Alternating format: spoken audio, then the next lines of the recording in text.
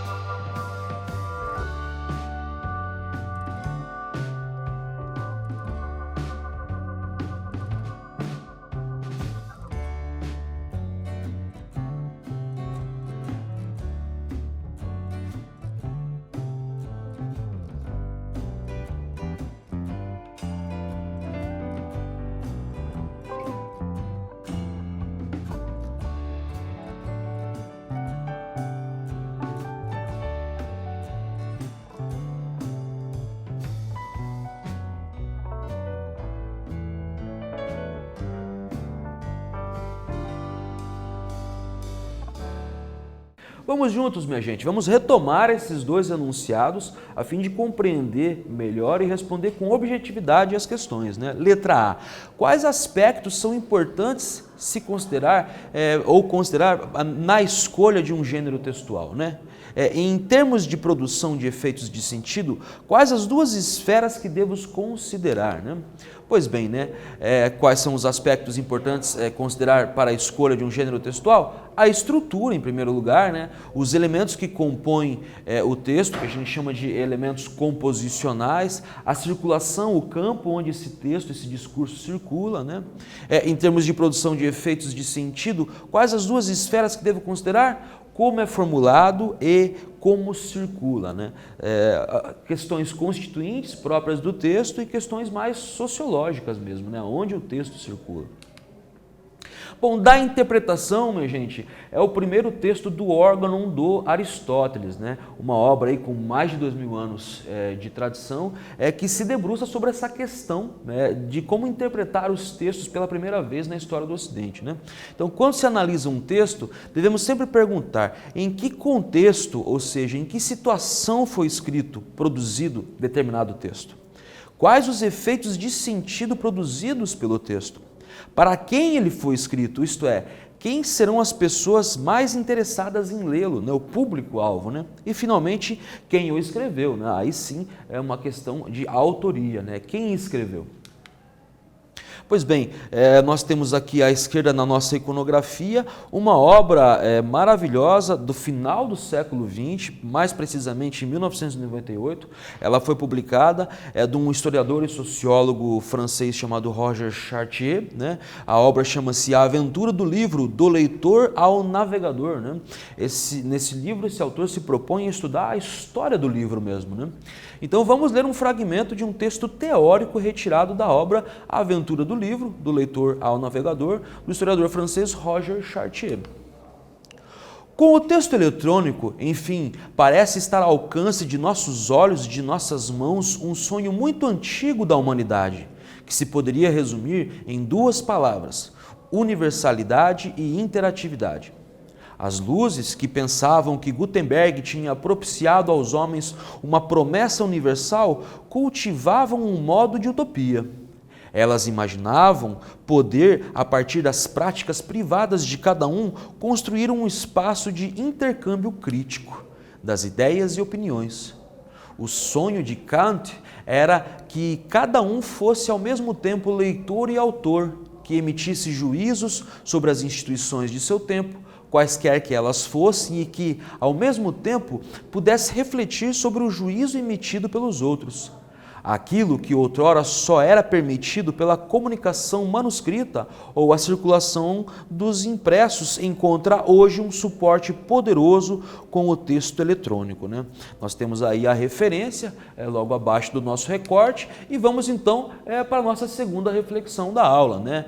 Atentem ao comando, né? No trecho apresentado, o historiador Roger Chartier caracteriza o texto eletrônico como um poderoso suporte que coloca ao alcance da humanidade o antigo sonho de universalidade e interatividade, uma vez que cada um passa a ser, nesse espaço de interação social, leitor e autor ao mesmo tempo.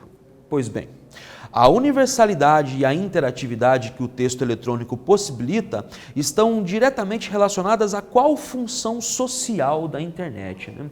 Pensem aí, pensem no uso que vocês fazem hoje das redes sociais, da internet, da web de um modo geral. Respondam essa questão que eu já volto comentando com vocês.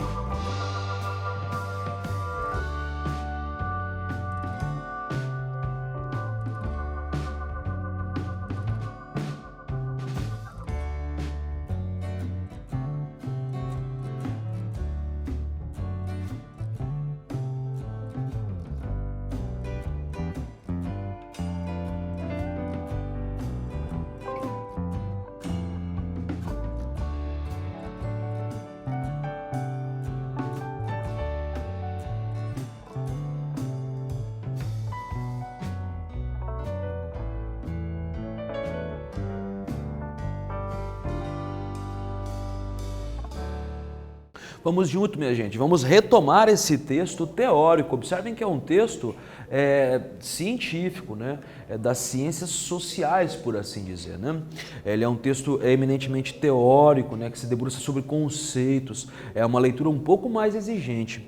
Então, a universalidade e a interatividade que o texto eletrônico possibilita estão diretamente relacionadas a qual função social da internet, né?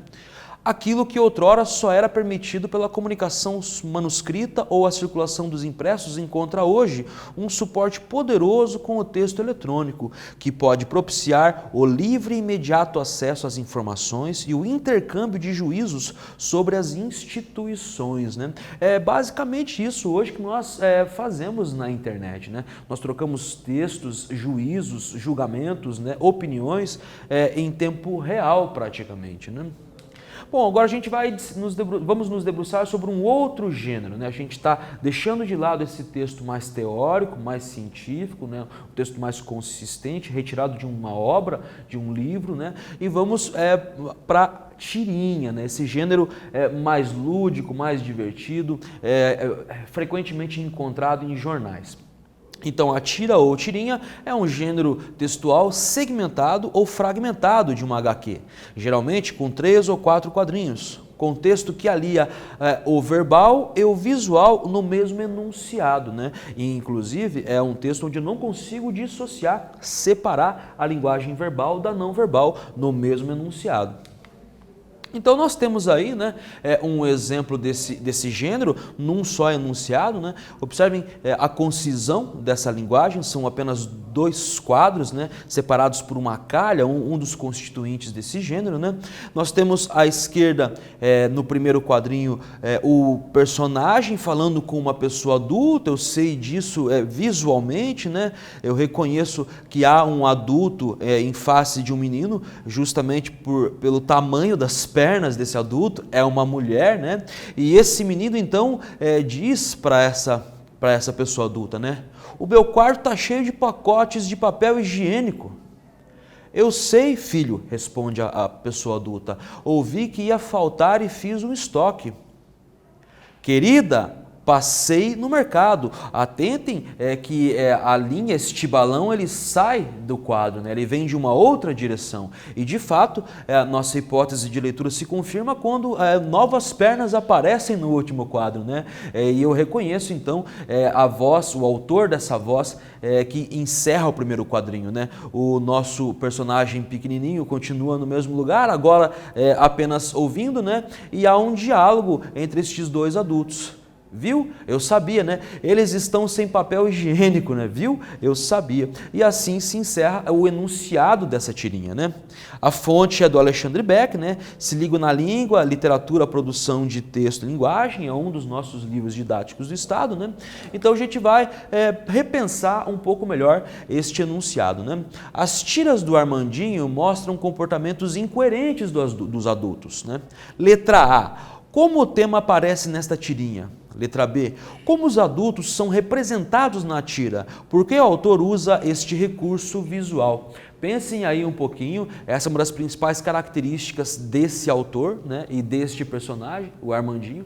Eu já volto comentando com vocês o gabarito.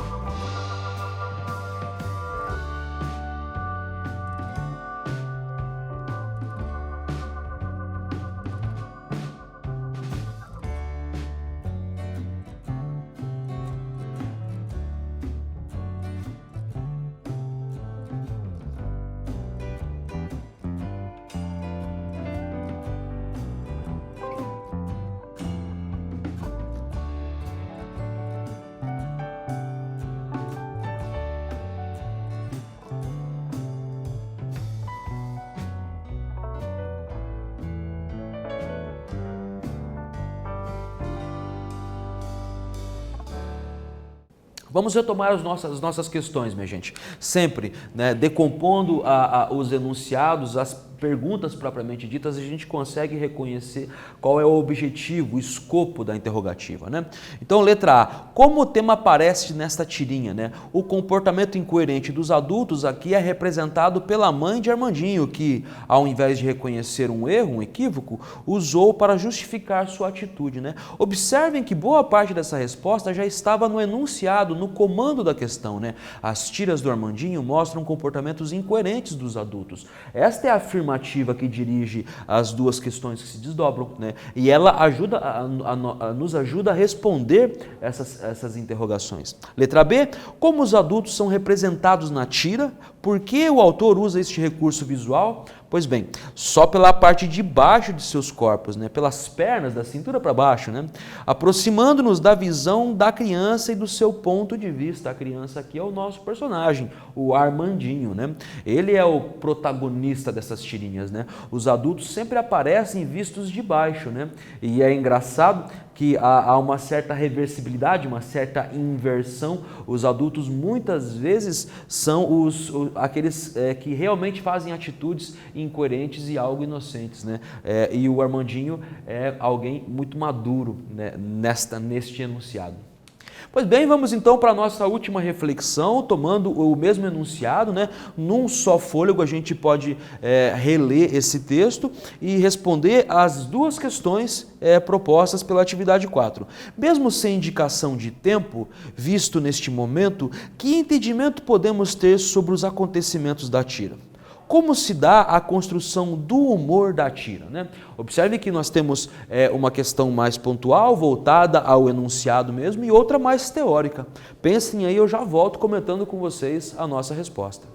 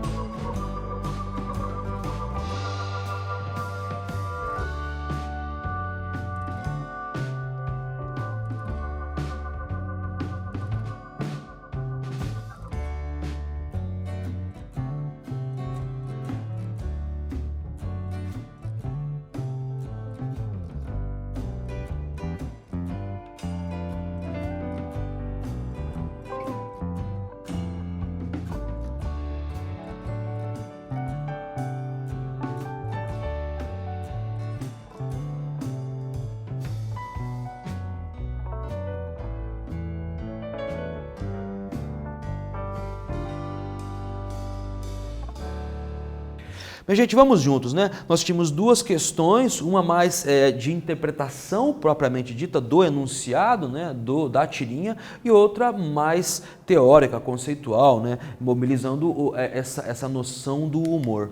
Pois bem, né? Mesmo sem indicação de tempo, visto neste momento, que entendimento podemos ter sobre os acontecimentos da tira?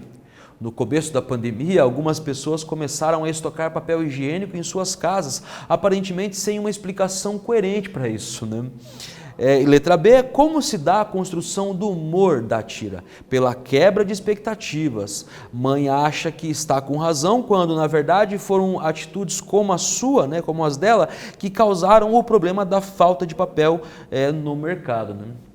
Pois bem, minha gente, então retomando, né, a gente leu compreensivamente textos de dois diferentes gêneros do discurso, né, reconhecemos as diferenças linguísticas entre estes dois textos e relacionamos saberes em diferentes linguagens, né, um texto mais teórico do historiador e sociólogo e um texto mais voltado ao entretenimento, né, a tirinha, né.